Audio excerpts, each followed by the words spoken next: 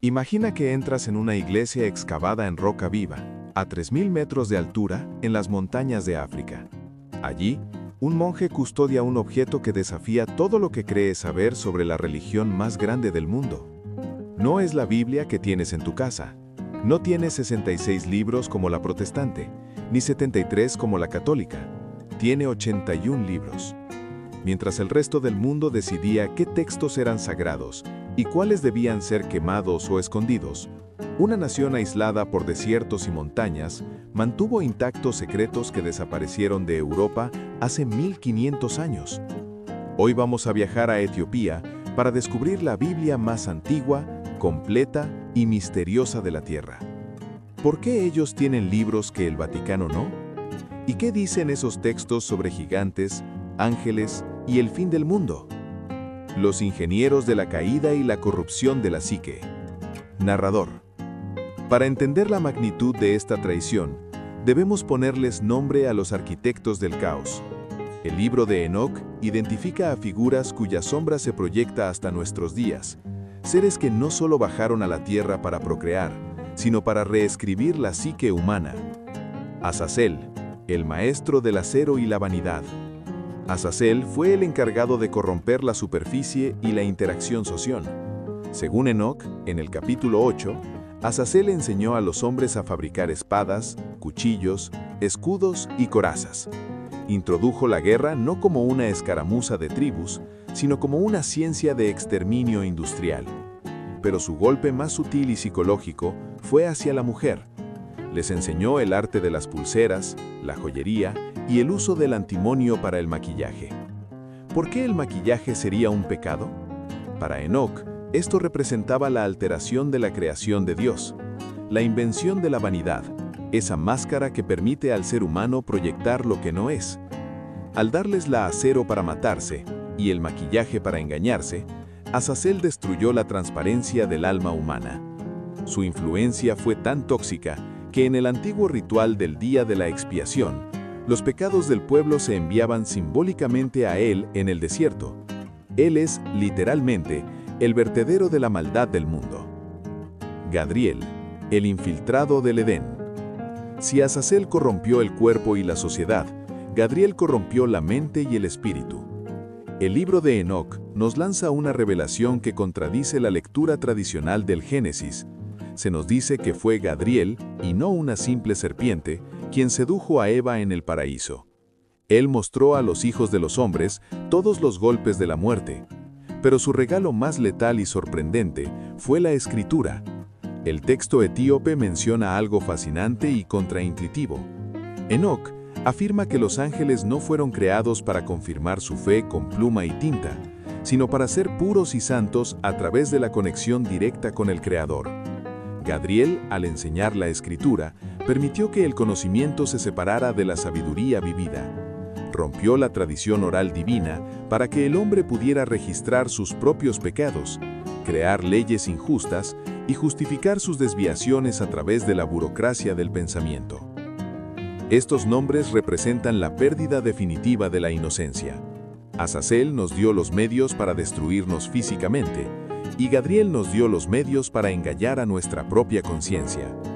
Cuando los gigantes nacieron de esta mezcla, no nacieron en un mundo vacío, nacieron en una civilización que ya había aprendido a amar la guerra, el oro, la mentira y el artificio. El horror de los Nefilim y el error de código. Narrador. Con el conocimiento de los vigilantes en sus manos, los Nefilim se convirtieron en tiranos tecnológicos y biológicos. Debemos desterrar la idea de que los gigantes eran simplemente personas altas. El canon etíope los describe como una anomalía cósmica. Al tener sangre de ángeles, seres de energía y luz pura, atrapada en carne biológica densa, su metabolismo era un abismo voraz. El texto de Enoc menciona estaturas hiperbólicas hasta de 3000 codos, una forma de expresar que su presencia era insostenible para el ecosistema terrestre. Consumían miles de calorías por minuto. Imaginen comunidades enteras de humanos trabajando día y noche, entregando todas sus cosechas solo para alimentar a un solo gigante. Cuando el sistema agrícola colapsó y el hambre de estas criaturas se volvió insoportable, el terror se desató. Primero devoraron el producto del trabajo de los hombres. Cuando esto se agotó, comenzaron a devorar a los seres humanos mismos, y en su locura final, Enoc describe cómo empezaron a pecar contra la naturaleza entera. Aves, bestias, reptiles y peces fueron cazados y devorados, incluso bebiendo su sangre, un acto que rompía todas las leyes sagradas de la vida. Finalmente, en una orgía de violencia y hambre, los gigantes terminaron devorándose entre sí. La tierra misma gritó ante esta aberración. Dios no envió un ejército para exterminarlos, simplemente permitió que su propia naturaleza violenta los destruyera en una guerra fratricida. Pero aquí es donde la historia se conecta con nuestro presente. Al ser seres híbridos, cuando sus cuerpos murieron, sus almas no tuvieron un lugar en el orden natural. No podían ir al Sheol porque eran parte ángel, ni podían regresar al cielo porque estaban manchados por la carne. Se quedaron aquí, en lo que podríamos llamar la memoria caché del mundo. Según la tradición etíope, los demonios que hoy nos acechan no son ángeles caídos, sino los espíritus incorpóreos de esos gigantes muertos. Son virus espirituales, sombras de una era de excesos que vagan por la tierra buscando cuerpos que habitar y mentes que corromper hasta el día del juicio final. El Apocalipsis de las 10 semanas y el juez de gloria. Si el pasado de Enoc es un relato de horror, su visión del futuro es una obra maestra de precisión profética. En la sección conocida como el Apocalipsis de las semanas, Enoc revela que la historia no es un flujo caótico de eventos, sino una estructura predeterminada dividida en 10 periodos de semanas de años. En la séptima semana, que muchos estudiosos identifican con nuestra era moderna, Enoc describe el surgimiento de una generación apóstata, una humanidad que posee todo el conocimiento de los vigilantes, la tecnología, la metalurgia, la manipulación de la imagen, pero que ha olvidado por completo lo sagrado.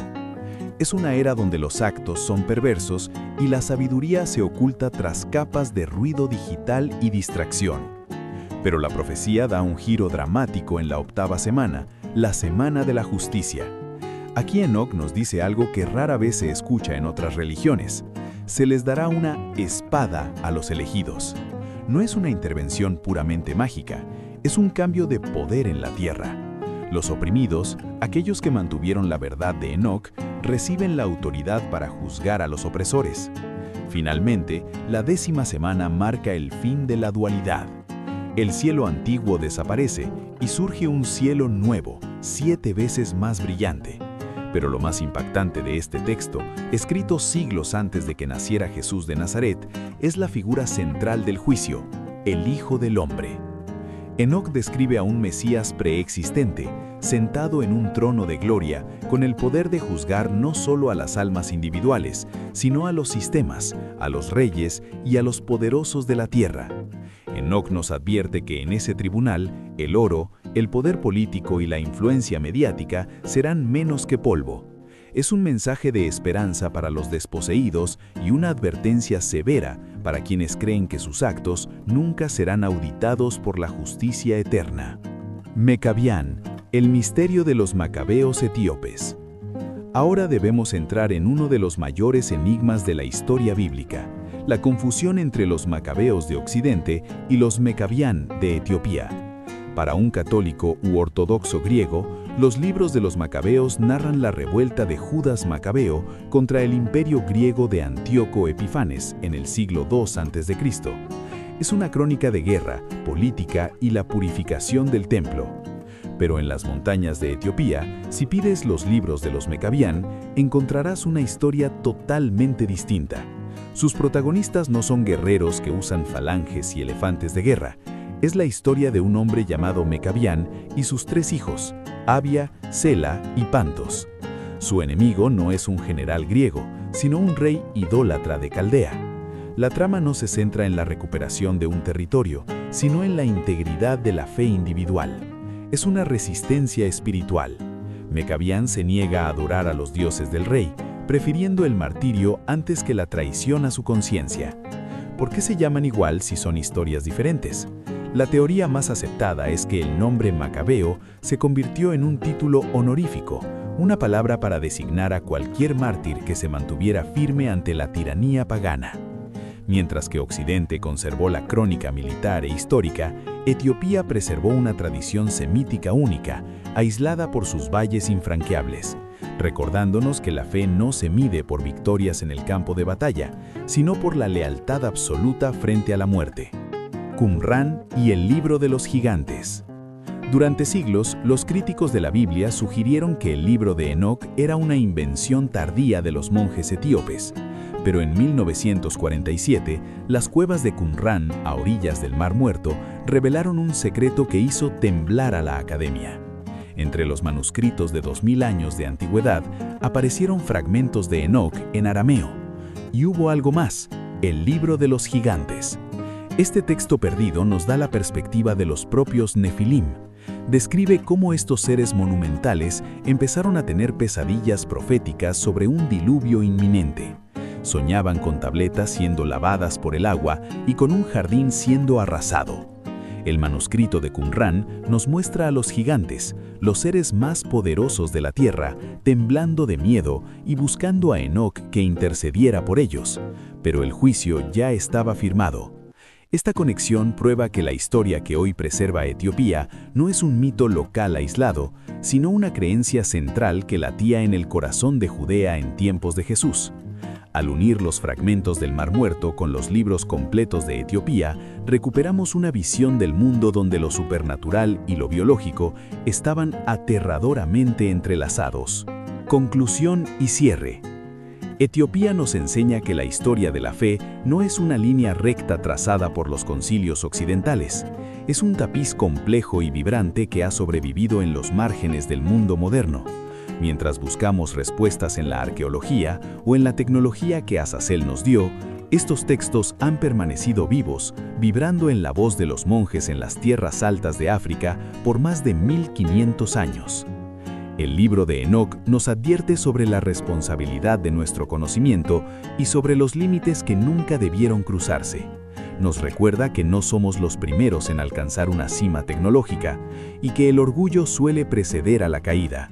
Pero más allá del miedo, Enoc nos habla de un hijo del hombre que traerá la justicia final. Pero no eran solo gigantes por su tamaño, eran una anomalía cósmica. Después de agotar los recursos del planeta, estas criaturas empezaron a devorar a la humanidad, pero lo más inquietante es lo que pasó cuando murieron. Según la tradición que hemos explorado hoy, sus almas no abandonaron este mundo, se convirtieron en las sombras que aún hoy nos acechan en la oscuridad de nuestras dudas y miedos. ¿Es posible que estos libros contengan verdades para las que el resto del mundo no estaba listo?